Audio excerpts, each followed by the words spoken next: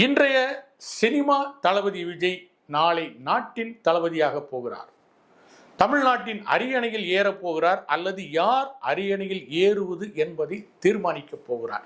இப்படியான அரசியல் கணிப்புகள் வந்து கொண்டிருக்கும் போது அவர் தனது கடைசி படம் என அறிவித்த படம் எப்படியானதாக இருக்க வேண்டும், ஆனால் அவர் படம் எப்படி இருக்க போகிறது? ஜனநாயகன் என்ற தலைப்பை பார்த்தபோது மக்கள் பிரச்சனையை பேசப்போகும் படம் என்று எண்ணி எண்ணி இருந்த நம்மை ஏமாற்றும் விதமாக வந்திருக்கிறது ஜனநாயகன் படத்தினுடைய கிளிம்பிஸ், அதாவது பார்வை. அது எப்படி இருக்கிறது என்பதை பார்க்கலாம் வாருங்கள்.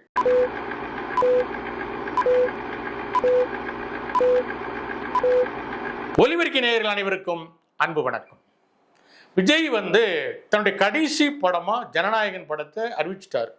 அடுத்து அவர் முழு நேர அரசியல்ல குதிக்க போறாரு. அது என்னென்ன மாதிரியான மாற்றங்களை நாட்டில் ஏற்படுத்த போது, அவருக்குள்ள என்னென்ன மாதிரியான மாற்றங்களை ஏற்படுத்த போது, அவருடைய கட்சியை மக்கள் ஏற்றுக்கொள்வார்களா, புறக்கணிப்பார்களா, அதன் பிறகான அவருடைய வாழ்க்கை என்ன, சினிமாவா, அரசியலா, அதிகாரமா அப்படிங்கிறதெல்லாம் ஒரு பக்கம் இருக்கட்டும். ஆனால் இந்த மாதிரி நேரத்தில் தன்னுடைய கடைசி படம் என்று அறிவித்த ஜனநாயகன் படம் எப்படி இருக்க வேண்டும் என்கிற எதிர்பார்ப்பு எல்லோருக்குமே இருந்தது. என்ன இருந்ததுன்னா, ஒரு அரசியல் சார்ந்த, அரசியல் விழிப்புணர்வு சார்ந்த, அல்லது அவருடைய கட்சியினுடைய கொள்கைகளை விளக்குகிற மாதிரி அடுத்து அவர் நாட்டுக்கு என்ன செய்ய போகிறார் என்பது மாதிரியான படமாக இது இருக்கும் என்றுதான் எல்லோரும் எதிர்பார்த்தார்கள். காரணம், இதுக்கு முன்னாடி சில உதாரணங்கள் இருக்கு. மக்கள் திலகம் எம்ஜிஆர் அரசியல்ல போட்டி போட்டு ஆட்சியை பிடிக்கணும் அப்படின்னு நினைச்ச போது அவர் நடித்த படங்கள்லாம் எடுத்து பார்த்தீங்கன்னா, அன்றைய நிலப்பரப்புகளை எதிர்த்து போராடுகிற மாதிரியான, மக்கள் பிரச்சனைகளை எதிர்த்து போராடுகிற மாதிரியான, மீனவர்கள் பிரச்சனைக்காக போராடுகிற மாதிரியான இந்த மாதிரியான கருத்துள்ள படங்களைத்தான் அவர் நடிச்சார். அதே மாதிரிதான் விஜயகாந்தும் அரசியலுக்கு வர்றதுன்னு முடிவு பண்ணோன்னே நாட்டுப்பற்று உள்ள படங்களா தேடி தேடி நடிச்சாரு. ஆனா விஜய் தன்னுடைய கட்சி ஆரம்பித்த பிறகு, தேர்தலில் 26 தேர்தலில் போட்டி போடணும்னு அறிவிச்ச பிறகு, தன்னுடைய கடைசி படமா அறிவிச்சிருக்கு ஜனநாயகன் படம் எப்படி இருந்திருக்கணும், என்ன நம்ம எதிர்பார்த்தோம். மக்கள் பிரச்சனையை ஒரு படத்தை பேச போறாரு, தன்னுடைய கொள்கையை பேச போறாரு, தன்னுடைய லட்சியத்தை பேச போறாருன்னு தான் எதிர்பார்த்தோம். ஆனா இப்போ ஜனநாயகம் படத்தோட கிளிம்பிக்ஸ் வந்திருக்கு, அதாவது பார்வை. இந்த பார்வைக்கு அவங்க என்ன தலைப்பு கொடுத்துருக்காங்கன்னா, ஃபர்ஸ்ட் ரோர், அதாவது முதல் கர்ஜனை. இந்த கர்ஜனை எப்படி இருந்திருக்கணும்? மக்களுக்கான புரட்சிகரமான கர்ஜனையாக இருந்திருக்கணும். ஆனால் அது எப்படி இருக்குது தெரியுமா? ஃபர்ஸ்ட்டு போட்ட உடனே விஜயோட குரல் ஒலிக்குது, என் நெஞ்சில் கூட இருக்கும் அப்படின்னு ஆரம்பிக்கிறாரு. அப்போ சரி, மக்களை பார்த்தா பேச போறாருன்னு பார்த்தா, திடீர்னு ஒரு வாளோட முனை பூமியில குத்தி நிற்கிது. அங்கெல்லாம் பூக்கள் சிதறி கிடக்குது, பூக்களை குத்தி நிற்கிது ஒரு பெரிய வாள்.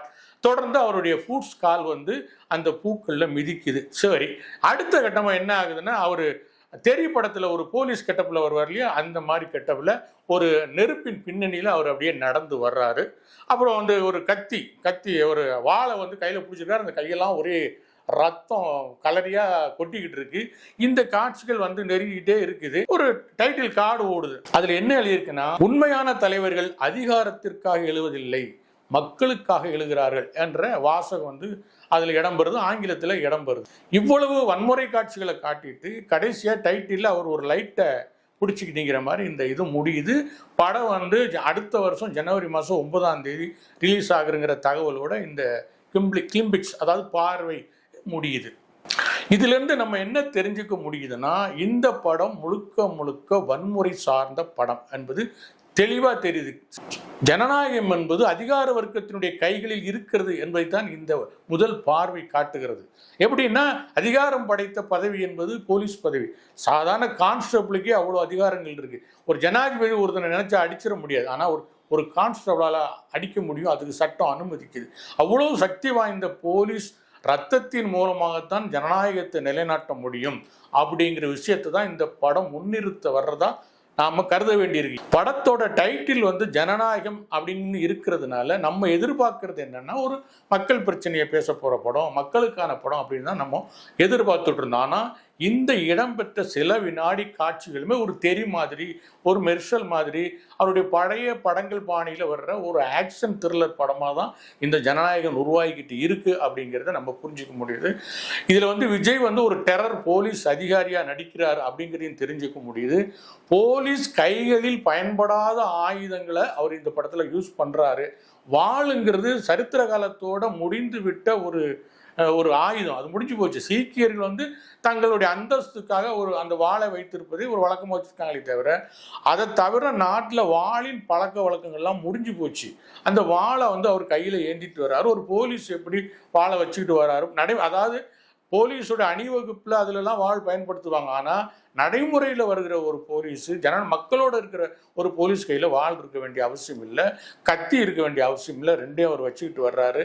துப்பாக்கி அனுமதிக்கப்பட்ட ஒன்றா இருக்குது. ஆனால் இந்த மாதிரி ஆயுதங்களெல்லாம் அவர் வச்சுக்கிட்டு வர்றாரு. கடைசியில் என்னன்னா ஒரு கத்தியை தூக்கி எறிகிறார். அந்த கத்தியை 2 கத்தியாக போய் வீணு நிற்கிது. அதில் விஜய்னு போடுறாங்க. ஸோ இதில் என்னன்னா மொத்தத்தில் இது அவருடைய வழக்கமான வன்முறை படம் தான். இந்த படத்தில் அவர் ஏதோ தன்னுடைய கட்சி, தன்னுடைய கொள்கை, தன்னுடைய எதிர்கால திட்டம் மாதிரி ஏதோ புதுசாக சொல்ல போறான்னு நினச்சி யாரும் ஏமாந்துடாதீங்க.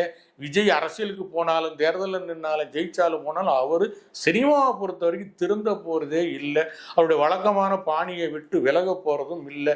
ஒரு ஆக்ஷன், 4 வில்லன், டெரர் வில்லன், அவர் எதிர்க்கிற ஒரு ஆக்ஷன் ஹீரோ, ஒரு ஓரத்தில் ஒரு சின்னதாக ஒரு குடும்ப சென்டிமெண்ட்டுன்னு கடந்த பல வருஷமாக அவர் எந்த மாதிரி படங்கள் நடிச்சுக்கிட்டு இருக்காரோ அது மாதிரி ஒரு படமாக தான் இந்த ஜனநாயகன் உருவாகிக்கிட்டு இருக்குங்கிறத இந்த பார்வை வந்து ரொம்ப தெளிவாக வைக்கிது. ஒருவேளை நம்மளை ஏமாத்துறதுக்காக இப்படி ஒரு டீசரை விட்டுட்டு இதில் முற்றிலும் மாறுபட்ட ஒரு கதையை அவங்க செய்கிறாங்களான்னு தெரியல. அப்படி செஞ்சால் ரொம்ப சந்தோஷம். நம்மளை மாதிரி சந்தோஷப்படுற ஆள் யாருமே இல்லை. செய்வாங்கன்னு நம்புவோம். அவ்வளோதான். நன்றி நேயர்களே. உண்மை பேசுவோம், அதை உறக்க பேசுவோம். இந்த நிகழ்ச்சி உங்களுக்கு பிடிச்சிருந்தா லைக் பண்ணுங்க, ஷேர் பண்ணுங்க, சப்ஸ்கிரைப் பண்ணுங்க. நன்றி, வணக்கம்.